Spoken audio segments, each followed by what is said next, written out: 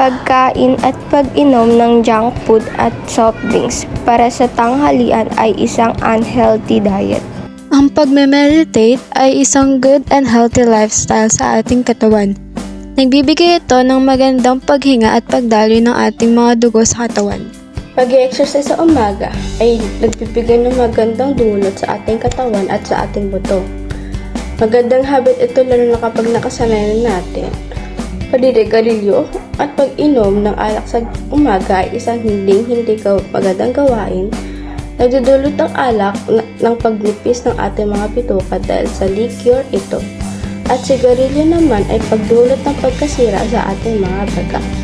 Paglayo o maagang pag-iwas sa mga hindi magagandang gawain katulad ng unhealthy diet at unhealthy lifestyle ay magdudulot sa ating mga katawan na may posible na humaba ang ating mga buhay at gumanda pa lalo ang ating mga buhay.